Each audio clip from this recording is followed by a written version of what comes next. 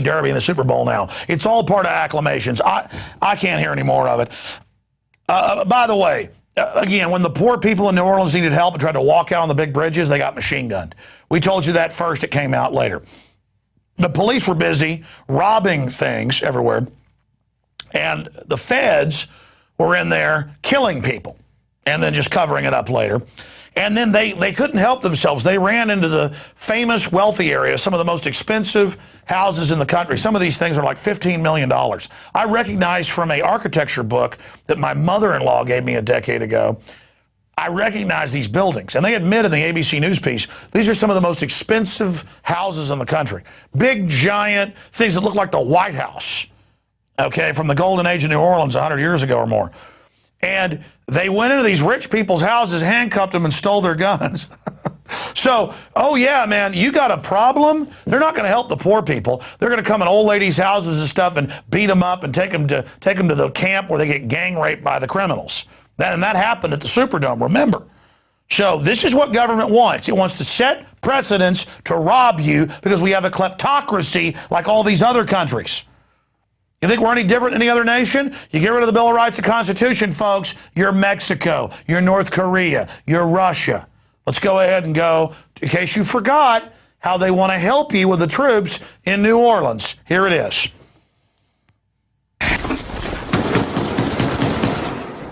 Today in New Orleans, they got a lot tougher on the holdouts. Police department, anyone home? Not only the flooded areas, but New Orleans' driest and wealthiest neighborhoods, too. Police department! The police and National Guard going street by street, house to house. We need to make sure, too, that whenever we knock on doors, people refuse to leave. We need to make note, call it in. They pause say right there there. are no orders to use. They start with this make note, call it in, then it's like, then you got to pull triggers on Americans, then you got to kill them. He's like, yeah, then you got to kill Americans. And we've got the clip of this is from Police State for the rise of FEMA. We have clips of the police chief saying all the guns will be taken, everybody will be armed. Again, these are clips of this. Let's continue. But again, they start the PSYOP with make notes at the houses. Next is people in handcuffs. Here it is.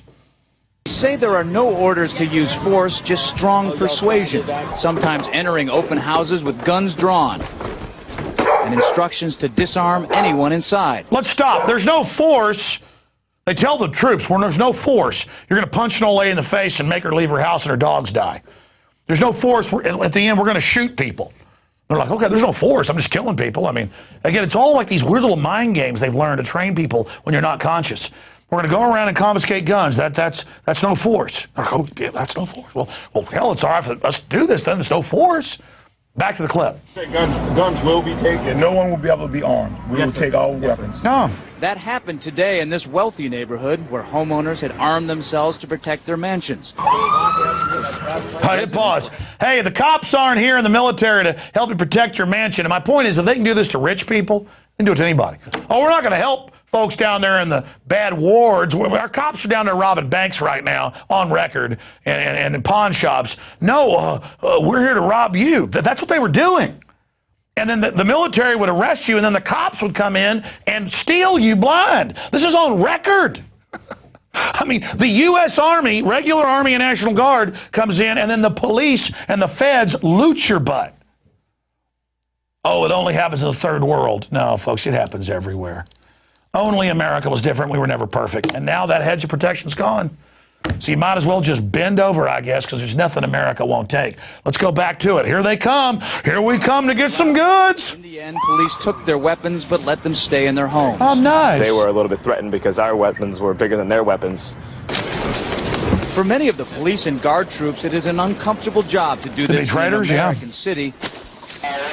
This guard unit occupied a church, using it as a base camp.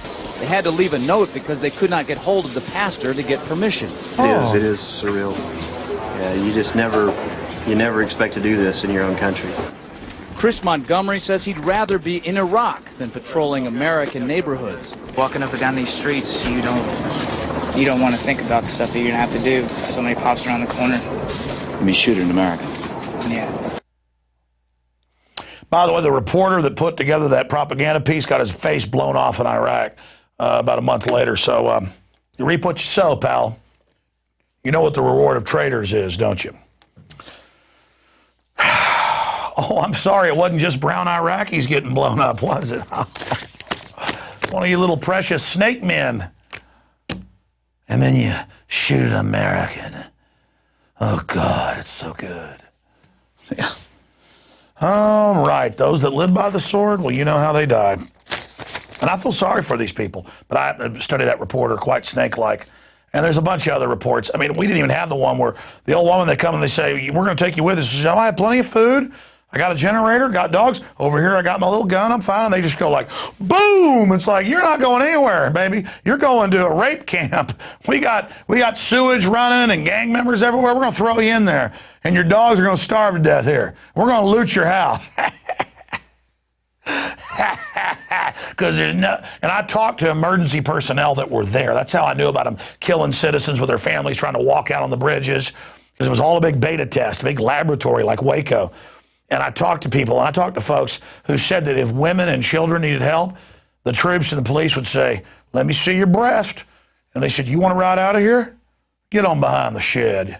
Can you imagine women needing help? And you're out there and you're like, well, let me have sex with you. I mean, what the hell?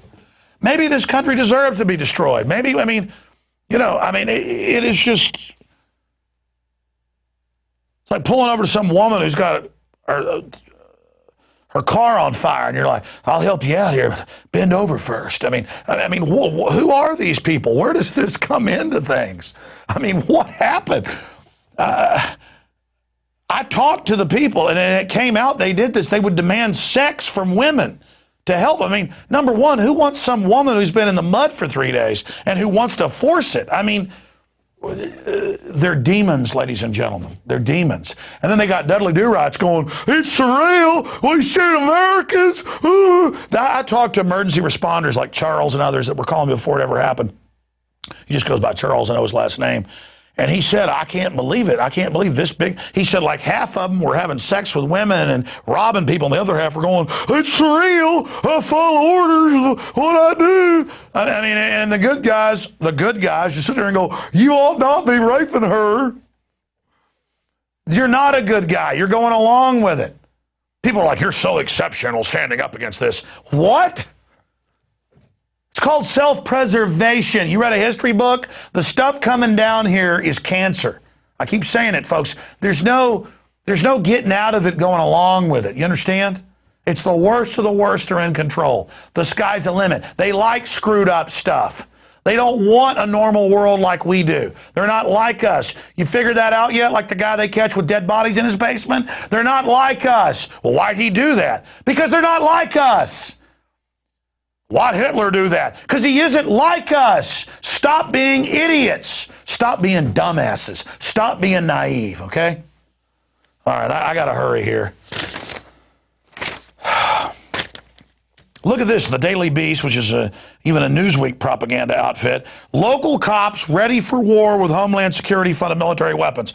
A decade of billions in spending in the name of Homeland Security has armed local police departments. Well, yeah, they've been federalized with military-style equipment and a new commando mentality, but has it gone too far? They always like, oh, has it gone too far? Oh, yeah, you're going to find out when they take everything you got out of your bank account. They're going to take what the cops got. They don't care. Kissinger calls military men dumb animals. All I can tell the cops is don't drink the water and don't take those vaccines. You know what's good for you.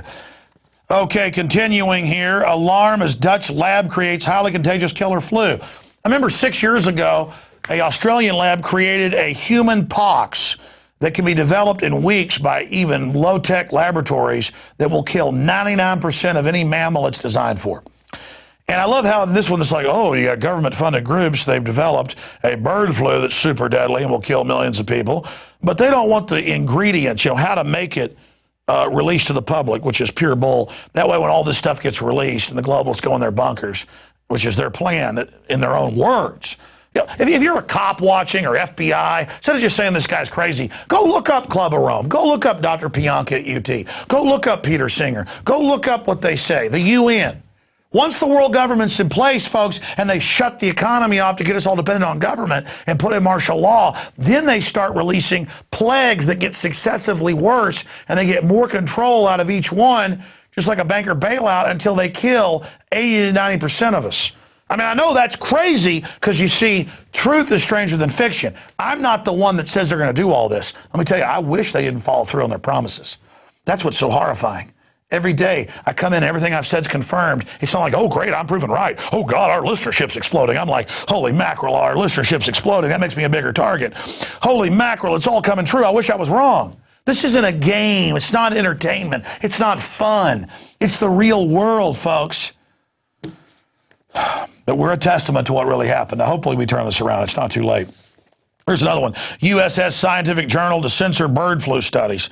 That's out of The Guardian. We got those reports. And then we've got this little report here, and then a big final finale that one of our great researchers has put together, the al-Qaeda timeline, to illustrate that all this terror is fake. Missile parts accuse victim of U.S. entrapment extradition appeal. This is out of the London Guardian, biggest paper in England and Europe. And they admit here that the federal government contacted him and set him up to ship batteries to somebody so they can then connect it to missiles and claim that there's basically white al-Qaeda. Let me show you this article. He admits arranging the shipment of batteries from the U.S. and the Netherlands in 2006, a deal he said made him a profit of $500, but insists he had no idea as to their final destination and was the victim of a sting. And you ship some batteries, they just call them missiles. I mean, that's how these people operate. Now let me get to this final piece of news where we come back with our guest with more on tonight's top story. Al-Qaeda. Now, I asked the crew to put together a timeline, and quite frankly, Marco's put together, our great graphics guy, put one together bigger than I would have even done, but still small if you go through all the evidence. I mean, it would take hours to go through the connections with Al-Qaeda and the CIA and Israeli and British and Pakistani intelligence, as well as Saudi Arabian, which are all, quote, allies in the fight against terror. It's not saying there aren't real Muslim terrorists or groups, or Hezbollah out of Iran that launches some attacks. That's Shiite, separate from the Saudi Arabian Al-Qaeda group. But our media knows, the public doesn't pay attention, so they say Saudi Arabia, is an Al-Qaeda, but Iran is, when they're Shiite, the arch enemies of the group. But if you look at the history of Al-Qaeda, who set it up, Zbigniew Brzezinski's written 2 books about it, the National Security Advisor in '79. And if you look at this whole process of the underwear bomber being put on the plane by the government on record, and Al-Qaeda being used against the Serbs, the Russians, being brought into Libya, it's amazing. So we'll start going to this timeline here while I narrate it. Early on, Hitler helped set up the first Muslim brigades, and then the West, when they took over the Middle East after World War II, they just took control of those. But it was reported by London Guardian, Jones Report, many other publications in the last decade that Osama bin Laden met with National Security Advisor Zbigniew Brzezinski when he was admittedly the main liaison to the Mujahideen for the United States. Other governments had other liaisons, and General Hamid Gul, who headed up Pakistani intelligence, he talked about meeting bin Laden in some of those operations on my radio show. So that's the first part of the timeline.